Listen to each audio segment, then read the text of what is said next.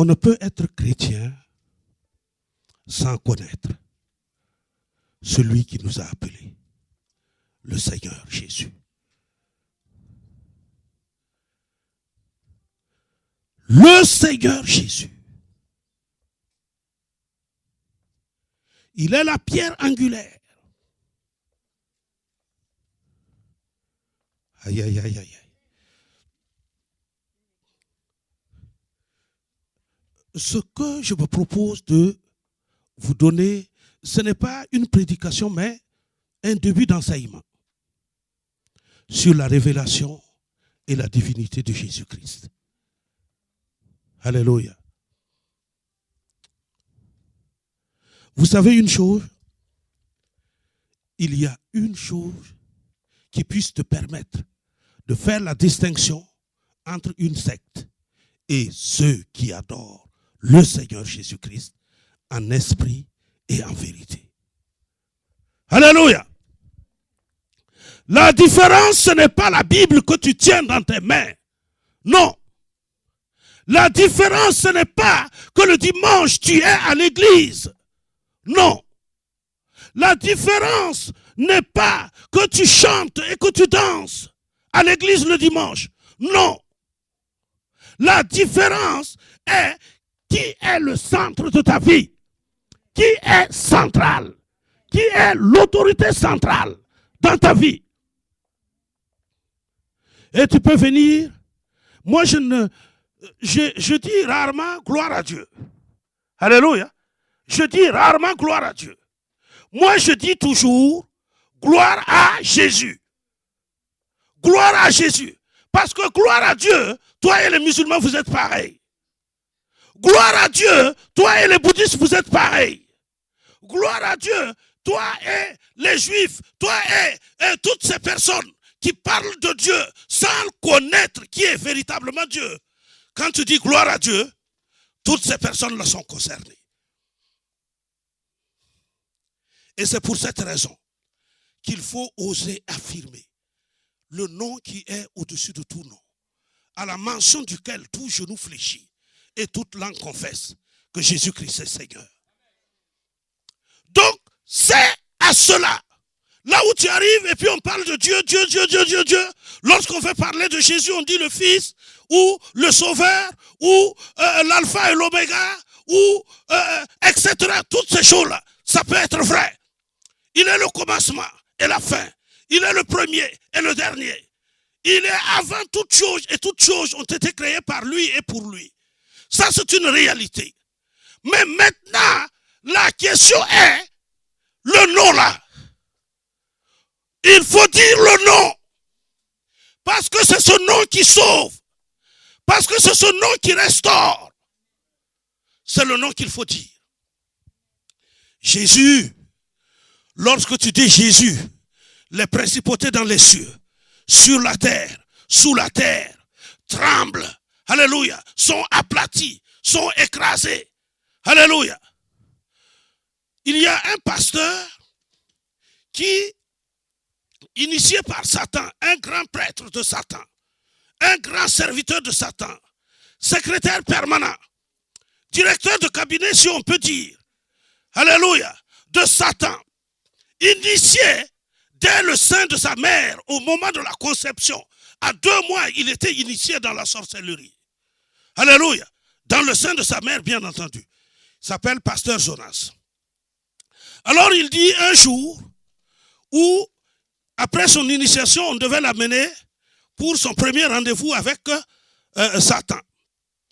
Et lui, il rentre, on amène une voiture. Et il rentre dans la voiture et il y avait quelqu'un qui l'accompagnait qui était assis à côté du chauffeur. Et il y avait le chauffeur. Mais lui, il a été interloqué par quelque chose. Il a vu que le chauffeur était sans tête. Il n'avait pas de tête. Il ne voyait aucune tête. Et il demande, mais qu'est-ce qui s'est passé? Pourquoi celui-là est sans tête? Et son compagnon lui dit, non, parce qu'il a dit le nom. Il a dit le nom. Il dit, mais lui ne comprenait pas, il a dit quel nom? Non, il a dit le nom. Dis, mais quel nom? Mais tu ne comprends pas que je ne peux pas répéter ce nom. Je ne peux pas répéter, je ne peux pas prononcer, je ne peux pas confesser ce nom. Et c'est après qu'il ait été converti, qu'il a compris qu'en vérité, le nom qu'il ne faut pas prononcer, c'est le nom de Jésus-Christ. Dans le monde satanique, il ne faut pas prononcer le nom de Jésus-Christ. Lorsque le nom de Jésus-Christ est prononcé, il y a un désarroi, une débâcle, il y a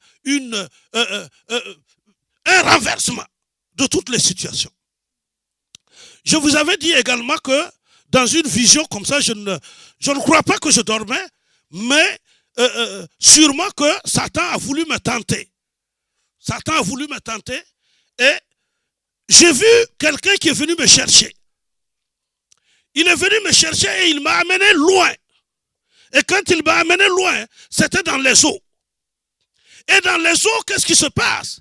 Quand on arrive dedans, il me dit que sa maison se trouve en dessous. J'étais étonné et surpris. Ta maison qui se trouve sous l'eau. Toi, tu es quel genre de personne? Et puis, sans comprendre, il a plongé et je l'ai suivi aussi en plongée. En plongeant, nous sommes allés profondément. Je ne sais pas combien de temps se sont passés, mais je me suis retrouvé dans un village. Dans un village, avec une fête organisée, avec beaucoup de nourriture, etc., etc. Et on amène maintenant devant moi comme un petit porc grillé. Oui, rôti, c'est ça. Et on pose le porc là devant moi. Et on me dit maintenant de manger. On me dit, si tu manges, je vais te donner tout l'argent que tu veux. Tout l'argent que tu veux, je vais te le donner.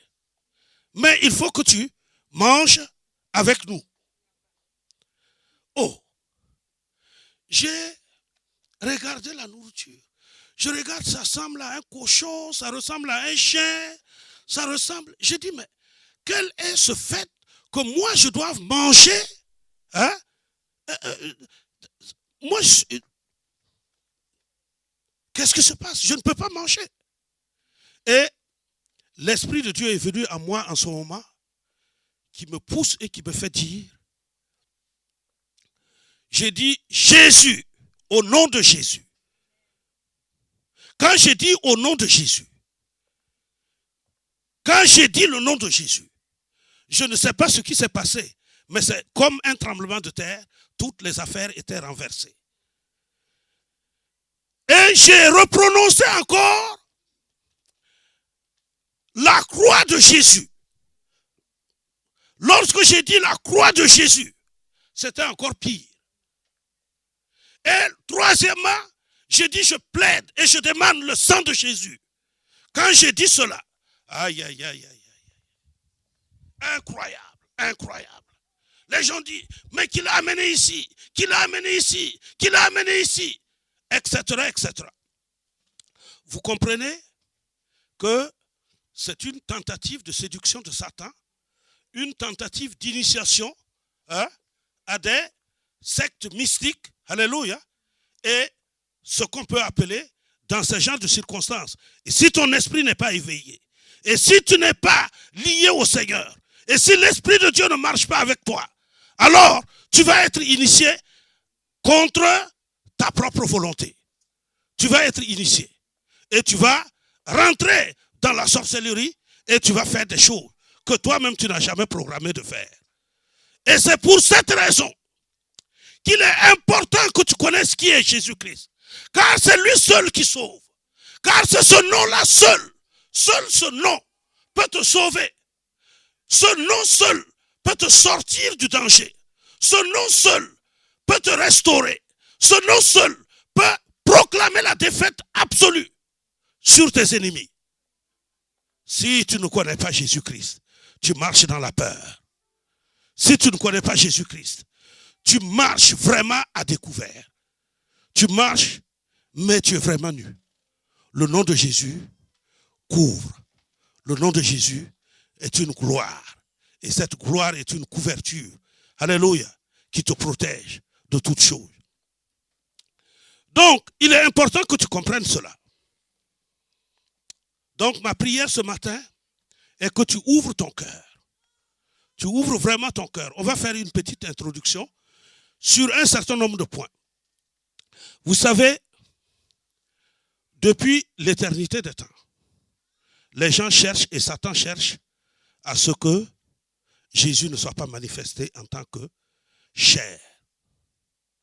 Parce que sans la manifestation de Jésus-Christ en tant que chair, l'humanité aurait continué de plonger dans la médiocrité et surtout dans le péché. Et dans le péché, alléluia, dans la pauvreté absolue, dans la misère absolue, dans l'esclavage de Satan. Dieu a manifesté Jésus-Christ pour que toi et moi nous marchions dans la dignité et dans la vérité. Ayant Jésus-Christ, tu as la vie. Ayant Jésus-Christ, tu as la paix. Ayant Jésus-Christ, tu as la victoire sur toutes les circonstances de ta vie. Il faut que tu comprennes cela. Que ça, c'est le point critique. Et toute la Bible, je dis bien toute la Bible ne parle que de Jésus. Quand Moïse est venu, Moïse n'a pas parlé de lui-même. La Bible dit que celui qui était dans le buisson ardent, celui qui a rencontré Moïse et qui l'a appelé et qui lui a dit ôte tes chaussures de cet endroit où tu te tiens, car le lieu est saint. Cet homme, cette voix, ce feu était Jésus-Christ. Il faut que tu comprennes cela.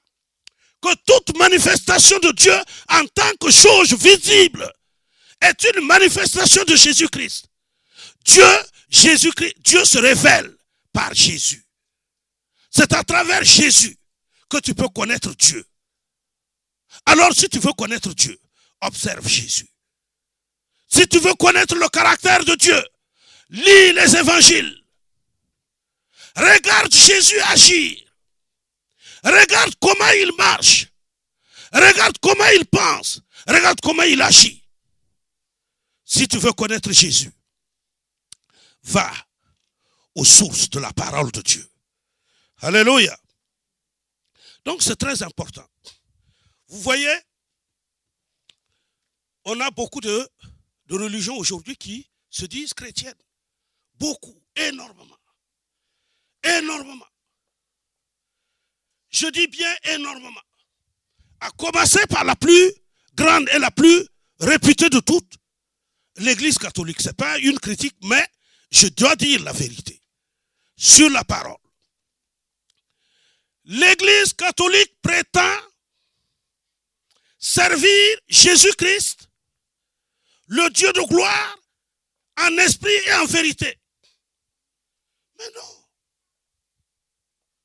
La preuve que tu ne peux pas être catholique et servir effectivement Jésus-Christ, c'est que tu ajoutes à l'évangile d'autres enseignements qui ne sont pas bibliques. Tu as un livre qu'on appelle le catéchisme, lequel catéchisme est une fabrication des hommes, est un relevé de la pensée humaine pour amener les uns et les autres. C'est dans le catéchisme qu'on vous apprend qu'il y a le purgatoire. Alléluia. Tu as vu le purgatoire dans la Bible? Hein? Tu as vu ça dans la Bible?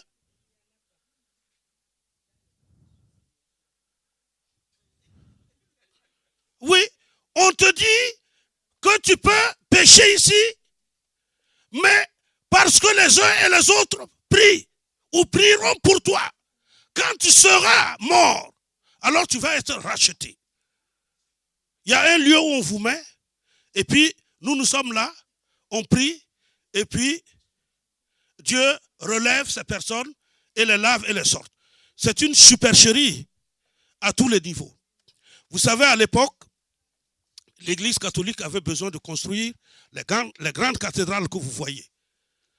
Les grandes cathédrales que vous voyez ont été érigées sur la base des achats. Si tu as commis un péché, tu vas voir le curé, il ne va pas te dire Jésus-Christ t'a pardonné. Non, non, non. Tu dois payer pour tes péchés. Il faut que tu donnes ceci, il faut que tu donnes cela. Et après ça, il faut que tu récites Je vous salue Marie une dizaine de fois. Et puis, etc. Celui qui n'a pas fait le confessionnat ne sait pas. Nous le faisions tous les mois. Tous les mois, tous les vendredis, nous le faisions au séminaire. Et ce qu'on appelle l'achat des indulgences. L'indulgence, c'est-à-dire le pardon de Dieu, doit être échangé avec espèces sonnantes et trébuchantes. Est-ce que vous comprenez? Dieu n'a pas dit ça dans les Écritures. Est-ce que Dieu a dit ça? Mais ça y est dans le catéchisme. Est-ce que vous comprenez?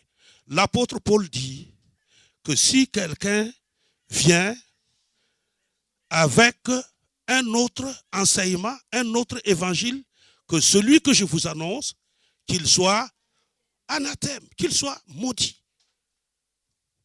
Alléluia. Les témoins de Jéhovah, vous allez les voir, ils sont partout, ils se promènent partout et ils enseignent. Et ils sont effectivement passionnés. Ils sont déterminés. Ils sont courageux. Ils partent contre vents et marées, tu peux les rejeter, même 5 années durant. Tu peux les rejeter, fermer la porte, sortir, les insulter. Mais ils vont revenir dès lors qu'il y a une situation qui leur est favorable. Ils cherchent toujours une situation favorable. Mais, frères et sœurs, les enfants de Satan sont extrêmement zélés. Extrêmement zélés. Et déterminés à vous arracher le salut. Alléluia. L'objectif de témoins de Jéhovah, c'est d'enlever le nom de Jésus. De retirer le nom de Jésus. En faisant voir qu'il y a un autre nom qui a été donné par lequel tu dois être sauvé et que ce nom s'appelle Jéhovah. C'est en croyant à Jéhovah, c'est en reconnaissant le nom de Jéhovah que toi, tu dois être sauvé. C'est contraire à la Bible. Prenons Acte 4, verset 12.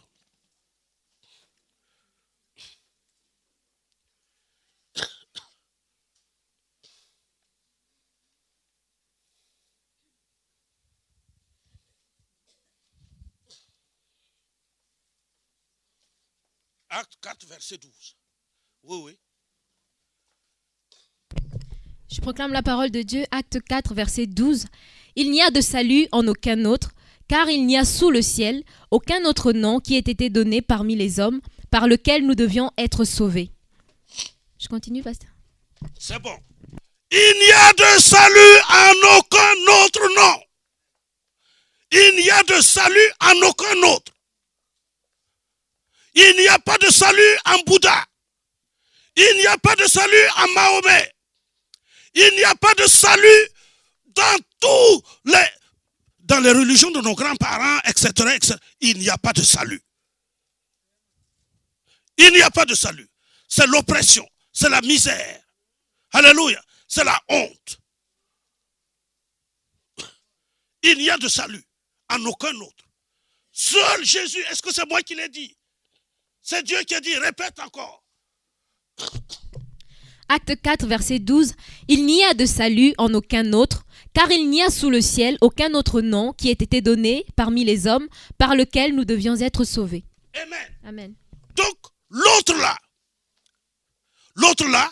nom là, c'est le nom du diable. Tout ce qui est autre. Si on vous présente quelque autre nom que ce soit, c'est le nom du diable. Ça ne peut pas être Dieu. Dieu parle à travers Jésus-Christ. Dieu agit à travers Jésus-Christ. Dieu est glorifié à travers Jésus-Christ. Le nom que Dieu a donné pour que toi et moi, nous soyons sauvés, c'est le nom de Jésus-Christ. Full stop. Est-ce que vous comprenez? C'est tout. Il n'y a de salut en aucun autre. Et en même temps, pour emphaser avec ce que les catholiques disent, il n'y a pas de co-rédempteur. Marie ne peut pas être un co-rédempteur. Soyons sérieux. Co-rédempteur, c'est-à-dire quelqu'un qui participe, alléluia, par ses efforts, par son travail, par son amour, par sa prière, à transférer quelqu'un des ténèbres vers la lumière. Est-ce que vous comprenez? Ce n'est pas possible. La Bible dit qu'il y a un seul nom. Un seul. Il n'y a pas deux. Un seul. Prenons 1 Timothée 2,5.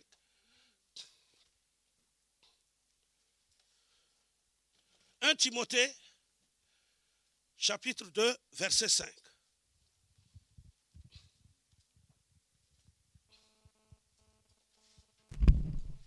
« 1 Timothée 2, à partir du verset 5. « Car il y a un seul Dieu, et aussi un seul médiateur entre Dieu et les hommes, Jésus-Christ, homme, qui s'est donné... » Amen. Amen. Il relit encore que je... « Car il y a un seul Dieu, il y a un seul Dieu, et aussi un seul médiateur, et aussi un seul médiateur entre Dieu et les hommes. » Entre Dieu et les hommes. Il n'y a pas deux médiateurs. Il n'y a pas deux. Il y a un seul médiateur entre Dieu et les hommes.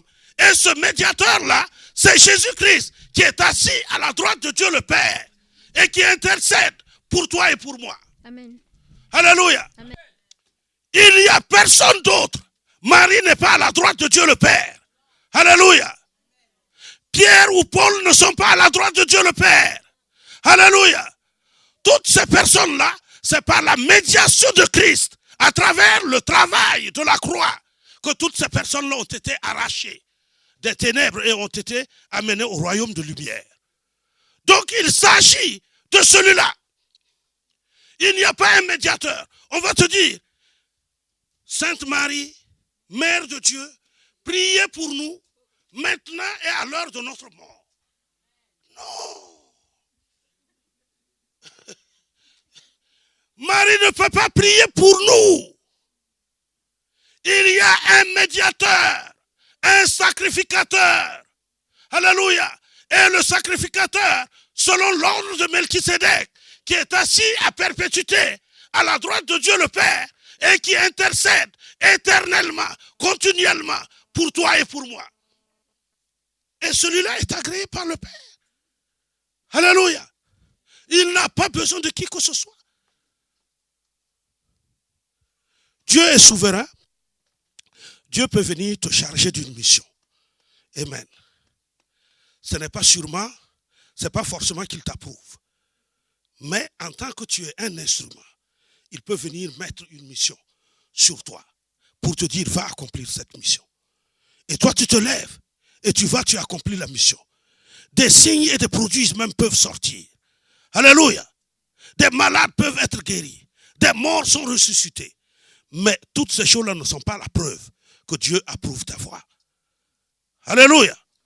Ce n'est pas parce que tu vois des miracles. Ce n'est pas parce que tu vois et même des morts ressuscités que la personne qui est l'instrument de Dieu pour accomplir cela est approuvée de Dieu. Non. Le miracle n'est pas l'expression de quelqu'un qui est approuvé. La Bible dit, et c'est Dieu qui dit, au dernier jour, ils viendront vers moi et ils diront, Seigneur, Seigneur. Et moi je dirai, je ne vous connais pas, ouvrier d'iniquité. Et ils répondront encore en disant, mais Seigneur, n'avons-nous pas prophétisé en ton nom? N'avons-nous pas fait des miracles en ton nom? N'avons-nous pas guéri des malades et autres en ton nom? Et le Seigneur dit, et moi je leur dirai, retirez-vous de moi, ouvrier d'iniquité, je ne vous connais pas. Alléluia. Donc faites attention. Ce n'est pas le miracle, ce ne sont pas les merveilles qui sont la preuve. C'est la preuve simplement que Dieu t'a envoyé Amen. Que tu accomplisses une mission déterminée. Alléluia. Mais reste à ta place. Reste à ta place en tant qu'ouvrier inutile. Ouvrier sans valeur. Que Dieu se permet d'utiliser. Et ce n'est pas parce que Marie a donné naissance à Jésus-Christ. La Bible dit que Jésus existait de toute éternité. Alléluia. Prenons Jean 1 au chapitre 1. Jean 1, verset 1 à 4.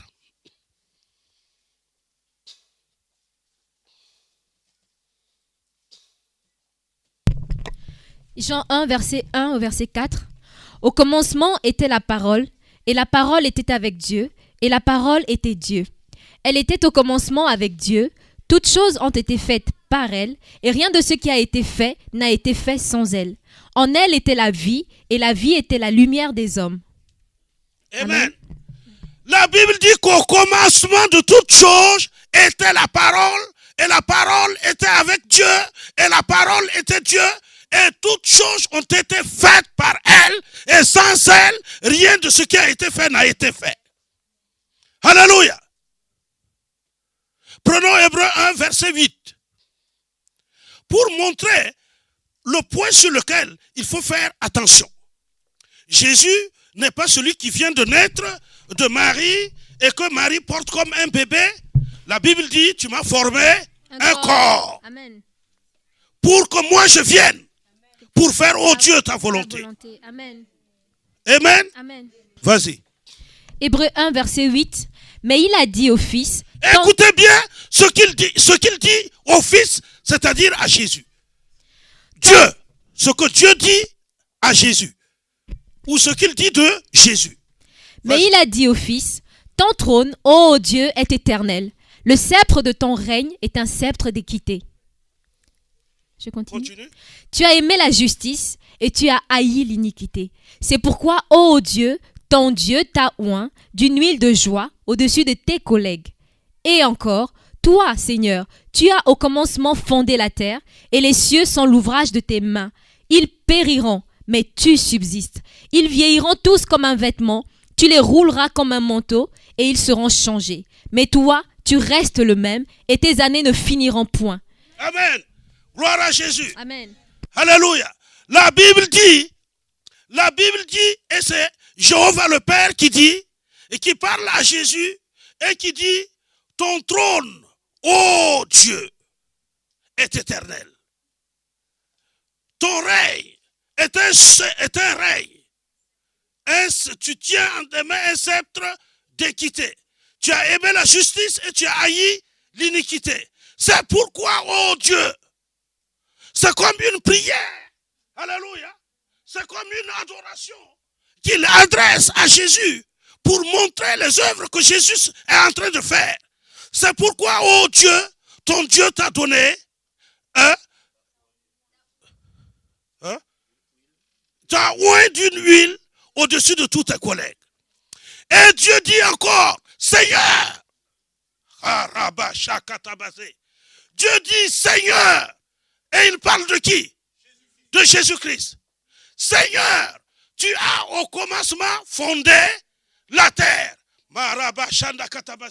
Celui qui a au commencement fondé la terre, celui qui est à l'origine de toutes choses, c'est Jésus-Christ. Alléluia. C'est lui qui a tout fait. La terre et les cieux sont les ouvrages, l'ouvrage de tes mains. Si tu connais ça, tu marches avec une assurance totale. Parce que c'est ce même Jésus qui a fait toutes ces choses-là, qui est en toi. Tu ne marches plus avec crainte. Tu ne marches plus avec peur. Alléluia. Tu marches avec une sérénité, avec une décontraction, avec une position mais incroyable et invraisemblable. Parce que tu es fier et parce que tu es convaincu. Vous savez une chose, c'est lorsqu'on n'a pas la révélation de Jésus-Christ que les esprits de peur, les esprits de panique vivent encore dans nos vies. On est paniqué. Mais qu'est-ce que je vais faire? Mais face à cette situation, qu'est-ce que je vais faire? Mais il ne s'agit pas de toi. C'est ton je vais faire là, c'est ce qui sort de ta bouche là, qui est en train de te condamner et qui est en train de te réduire. C'est ce qui sort de ton cœur, la peur qui est enfouie là-bas là. C'est ça qui anesthésie et c'est ça qui fait que Dieu ne peut pas agir concrètement et véritablement dans ta vie. Est-ce que tu comprends? Il faut faire attention. Si tu pries Jésus et tu vas ajouter « Oh Sainte Marie, Mère de Dieu », tu as tué toutes les prières que tu as posées. Il y a quelques années, je suis allé dans l'immeuble du frère Landry. Je suis allé là-bas, il y avait une sœur qui était là-bas et son fils était tourmenté, mais terriblement tourmenté.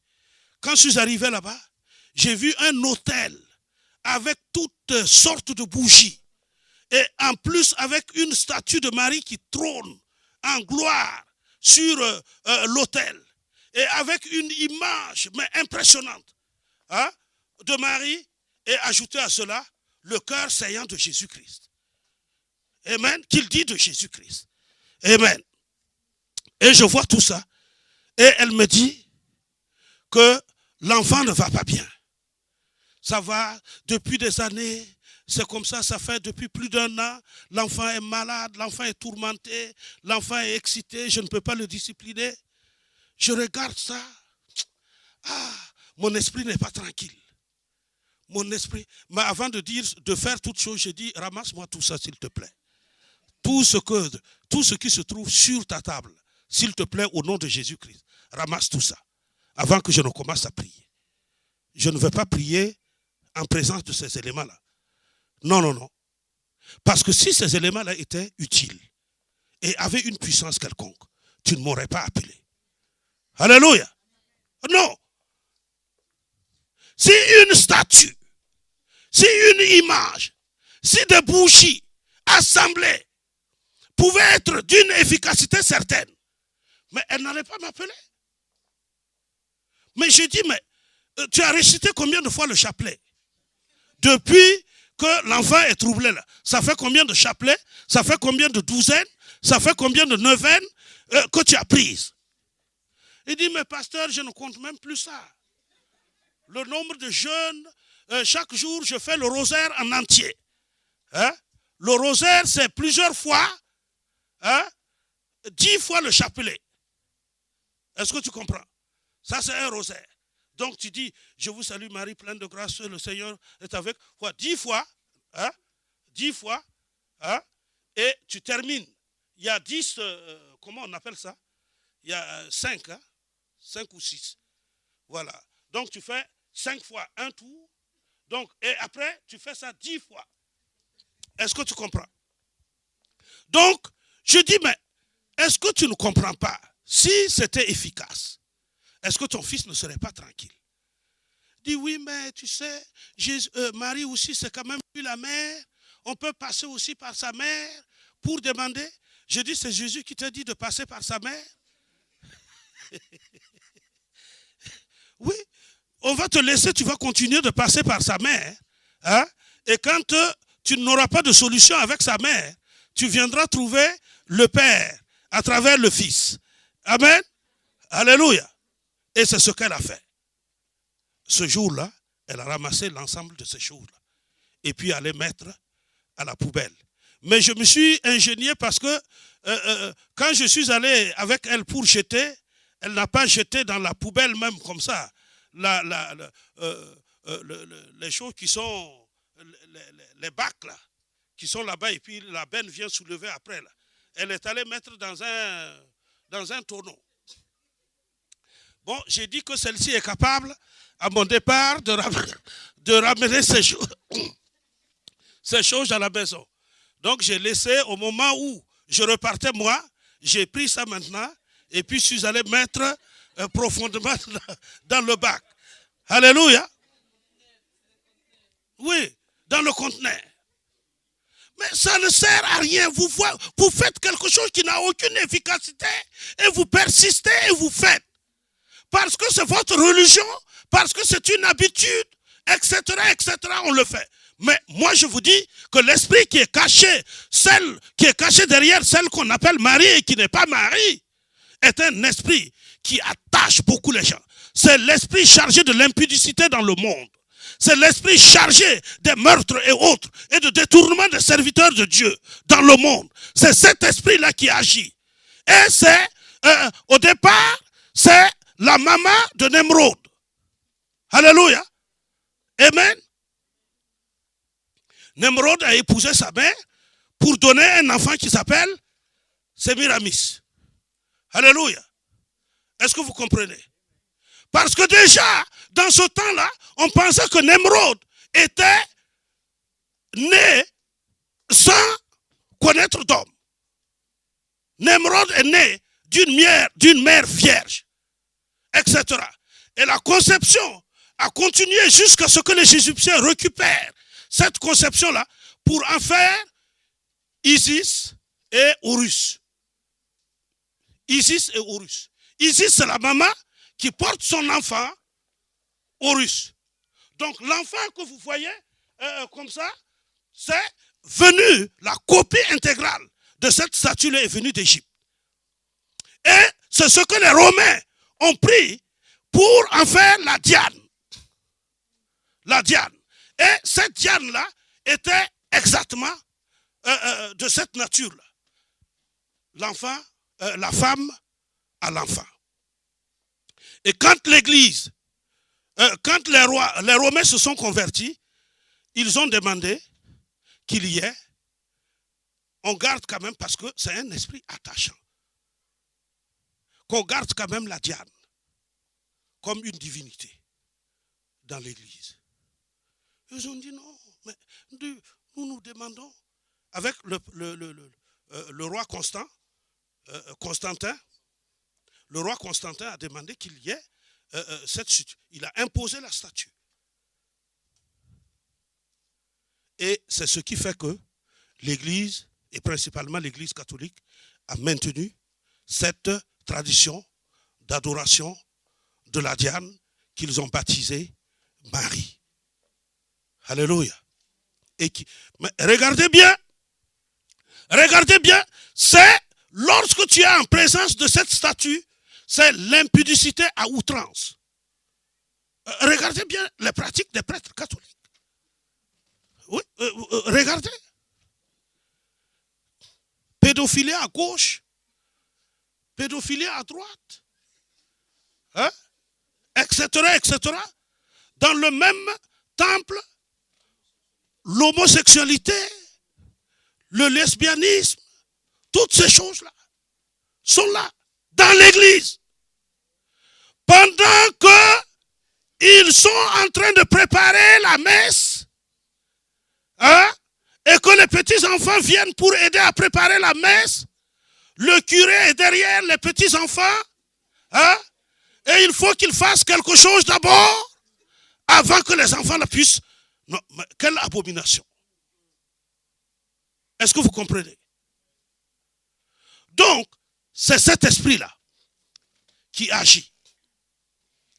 Lorsque Jésus n'est pas élevé, attention de rentrer dans une église où le nom de Jésus n'est pas élevé. Où le pasteur passe son temps à parler de Dieu. Dieu est merveilleux. Dieu est ceci.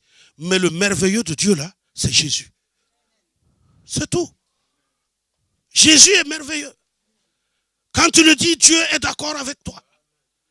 La Bible dit, Dieu lui-même témoigne que Jésus-Christ est Seigneur. Je pense que c'est dans Matthieu chapitre 17, hein, le chapitre de la transfiguration.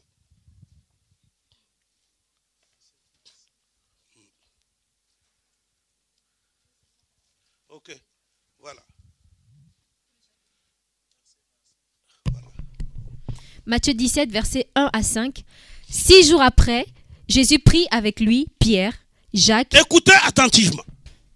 6 jours après, Jésus prit avec lui Pierre, Jacques et Jean, son frère, et il les conduisit à l'écart sur une haute montagne.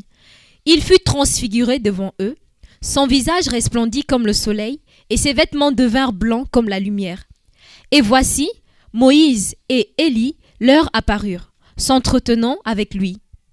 Pierre, prenant la parole, dit à Jésus, « Seigneur, il est bon que nous soyons ici. Si tu le veux, je dresserai ici 3 tentes, une pour toi, une pour Moïse et une pour Élie. » Comme il parlait encore, une nuée lumineuse les couvrit, et voici une voix fit entendre de la nuée ces paroles. « Celui-ci est mon fils bien-aimé, en qui j'ai mis toute mon affection. Écoutez-le. » Alléluia. Amen. Alléluia. Lorsque les apôtres sont partis avec Jésus sur la montagne, ils ont vu un miracle, ils ont vu un événement, ils ont vu quelque chose d'extrêmement glorieux. Et maintenant, l'apôtre Paul, qui aime toujours parler et proposer des initiatives, il vient maintenant, il dit, Seigneur, il est bon que nous soyons là. Nous n'allons plus repartir. Nous allons rester ici, dans cette atmosphère-là, dans cette ambiance-là. Nous allons rester tous les 5. Il y a, c'était lui, Pierre, Jacques et Jean. Plus Jésus, plus Moïse, plus Élie. On va faire une tente pour toi, une tente pour Élie, une tente pour Moïse et pourquoi pas aussi pour nous. Alléluia. Amen. Mais maintenant, lorsqu'il était en train de parler de Moïse et de Élie, avant qu'il n'ait terminé, la Bible dit qu'une nuée les couvrit pour empêcher ces paroles obscènes-là d'être mentionnées dans la présence du Fils de Dieu. Aucun autre nom, ni le nom de Moïse, ni le nom de Élie, ni le nom de quelque prophète que ce soit, ne peut être nommé dans la présence de Jésus-Christ. Dieu couvrit, Dieu empêcha Pierre de continuer à proclamer et à dire, oui, Moïse, Élie, etc. Dieu arrête. Celui-ci est mon fils bien-aimé. Écoutez-le. C'est lui seul qu'il faut écouter. Il ne s'agit pas de Élie. Il ne s'agit pas de Moïse. Alléluia. Dieu est extrêmement jaloux. Terriblement jaloux. Lorsqu'il s'agit du nom de son fils. Aucun autre nom ne peut être associé au nom de Jésus-Christ. Aucune autre divinité ne peut être rapprochée avec Jésus-Christ. Jésus est le seul. Alléluia. Et il est le même. Hier, aujourd'hui et pour l'éternité. Alléluia. Il faut que tu comprennes cela. Sinon, tu vas prier et puis tu vas finir par Saint Paul, Saint Pierre. Tu vas appeler l'archange Michel. Hein? Oh, cher ange, Michael, viens à mon secours maintenant. Alléluia. Je t'attends maintenant avec ton épée que tu viennes dérouter toutes ces choses-là. Mais l'ange lui-même, il s'arrête et puis il dit, mais qu'est-ce que... Celui-là, il doit être fou. Hein? Moi, je n'ai pas d'initiative. Je n'ai aucune initiative. L'ange n'a aucune initiative. L'initiative de l'ange vient de ce que toi tu proclames la parole de Dieu et que tu mentionnes le nom de Jésus. Et l'ange se lève pour accomplir la parole que Jésus a dite dans sa parole. L'ange se lève pour réaliser la promesse que Jésus a faite dans le livre pour toi. Parce que toi tu as parlé. Parce que toi tu as confessé la parole de Jésus. Parce que toi tu as élevé la parole. Alléluia. Parce que toi tu as glorifié Jésus. Dieu ne partage sa gloire avec qui que ce soit. Et Jésus-Christ est Dieu. Jésus-Christ est Dieu. Vous avez vu cela, n'est-ce pas? Ouvrons encore dans Colossiens. Colossiens 1 ou Colossiens 2, 15. Non, Colossiens 1, 15.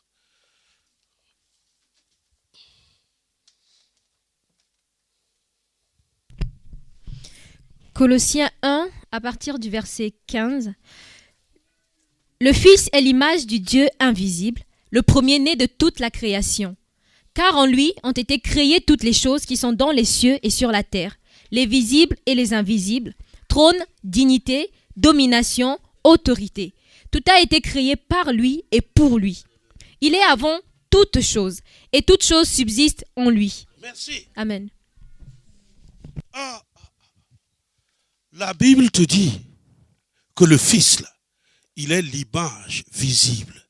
L'image, alléluia, l'image du Dieu invisible. Alléluia.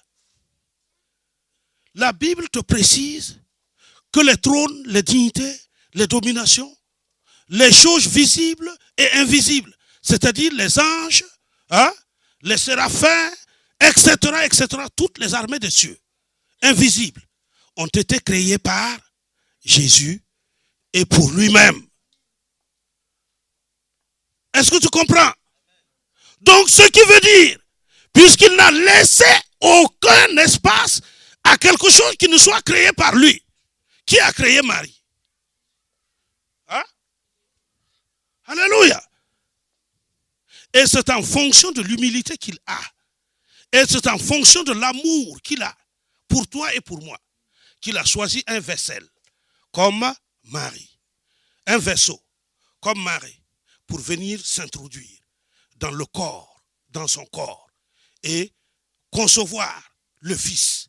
Alléluia. Qui devait porter le sang depuis le ciel pour venir nous libérer de l'oppression de Satan. Est-ce que tu comprends?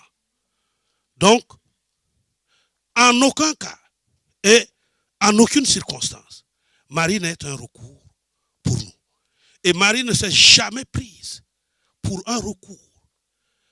Le recours de Marie a été dans une période extrêmement récente. La doctrine de l'Immaculée Conception date de 1958 avec le pape Pie XII. Oui, qui s'est levé et qui a enfermé, il a amené les théologiens du monde entier pour statuer sur la conception, l'Immaculée Conception de Jésus, de Marie. C'est-à-dire que Marie elle-même était sans péché auparavant. Alléluia. Et que, en ce sens-là, elle n'a jamais connu de péché et qu'elle a conçu sans péché également le Seigneur Jésus. Donc Marie est sans péché pour concevoir par conséquent un fils sans péché. Alléluia. C'est une abomination. La Bible dit que tous ont péché et sont privés de la gloire de Dieu. Tous, sans exception aucune. Donc cette doctrine-là a été initiée par le pape Pie XII. Et il a amené tous les théologiens catholiques pour qu'ils confirment cela. Les théologiens se sont réunis pendant des mois, pendant des semaines d'abord. Ils ont examiné et réexaminé les Écritures. Ils ont dit qu'il n'y a pas de place pour une telle doctrine. Et le pape a dit, vous allez le trouver. Et maintenant, on les laissait sortir en ville de temps en temps pour aller se restaurer et revenir. On les a enfermés au Vatican. Ils ne sortiront que lorsqu'ils auront trouvé et accepté la doctrine de l'Immaculée Conception. Un point, un trait. Est-ce que vous voyez? Donc c'est de cette manière-là que la doctrine de l'Immaculée Conception a été engendrée par l'Église catholique, notamment par le pape Pie XII, qui, d'autorité, a imposé par le droit, ce qu'on appelle, lorsque le pape proclame une doctrine, il est censé être revêtu de l'autorité et de la puissance nécessaire du Saint-Esprit dans sa plénitude qui empêche que tout ce qu'il va dire soit dans l'erreur. Donc le pape ne peut pas être dans l'erreur. Donc dans la même foulée, il a proclamé l'infaillibilité du pape. Alléluia. Donc ce que le pape dit, c'est Dieu qui a dit. Voilà. La parole du pape égale la parole de Dieu. Alléluia. Vous voyez que c'est de cette manière que toutes ces doctrines qui ont été conçues ont été élevées. Marie, la Bible dit qu'il ne connut point d'homme jusqu'à ce qu'il enfanta Jésus. Jusqu'à.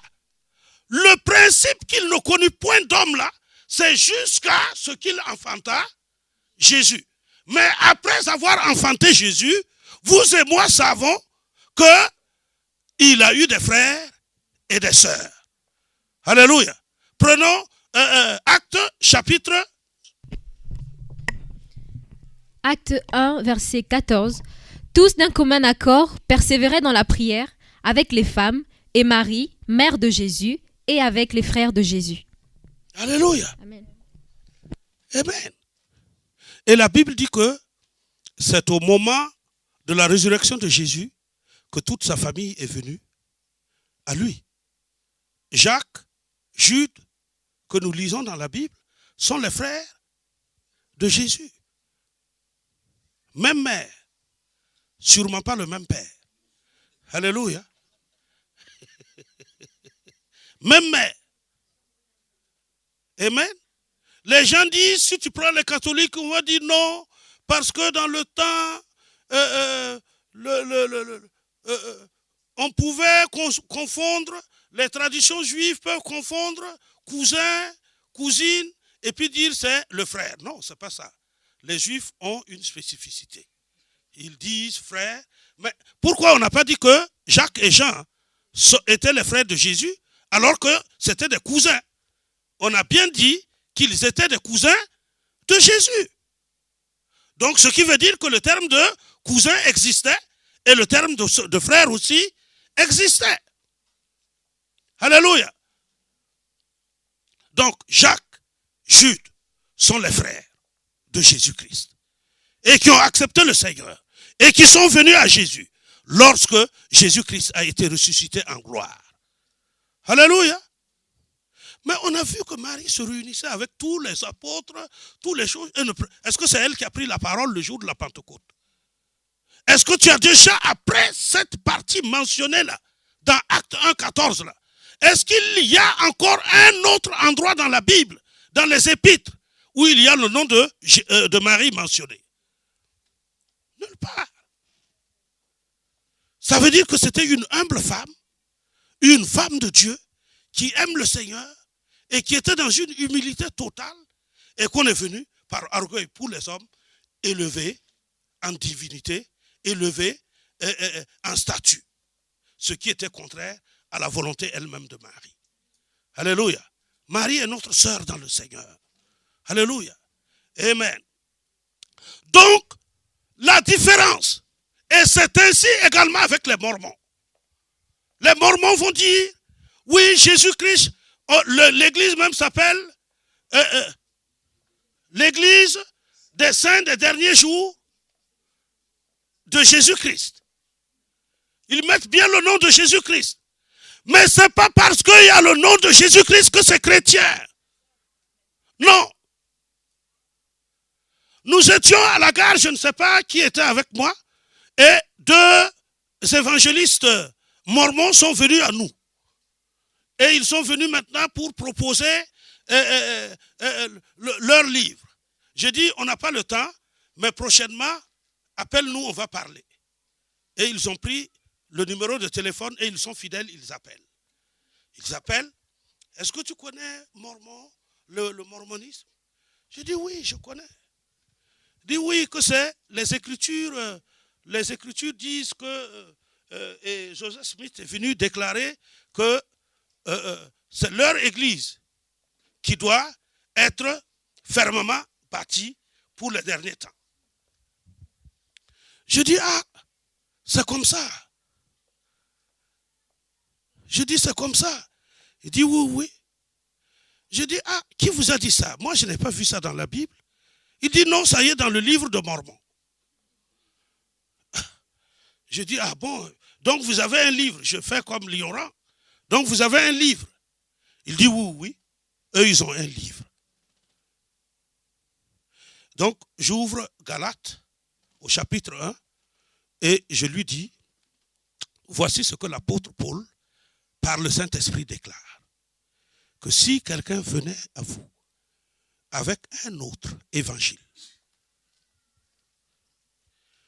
que celui que je proclame, qu'il soit maudit.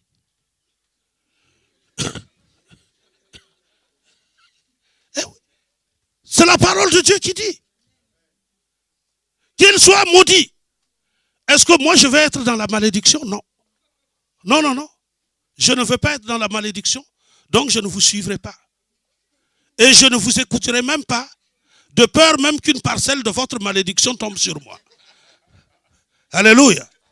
Je ne veux pas prêter mes oreilles à des choses aussi vaines et basses que ce qui est en train d'être dit. Donc, je l'ai amené dans les Écritures et en fin de compte, il a dit, merci, tu m'as fait du bien. Je dis alléluia, que le Seigneur t'aide et qu'il ouvre tes yeux. Frères et sœurs, je m'arrêtais là pour te dire que si Jésus n'est pas pleinement, ça, je vous ai dit que c'est une introduction pour rentrer maintenant dans les profondeurs sur ce que Jésus a fait pour toi et qui mérite que tu l'élèves. Ce qu'il a fait, la manière dont il a travaillé, l'amour qu'il a dispensé pour toi, la gloire qu'il t'a revêtue, la paix qu'il t'a donnée, la vie qu'il t'a donnée, la joie qu'il pompe dans ton cœur jour après jour. Alléluia. La victoire qu'il te donne sur toutes les circonstances de ta vie, jour après jour. Si tu étais conscient de cela, alléluia, tu ne pourras jamais t'asseoir tranquillement dans la présence de notre Seigneur. Alléluia.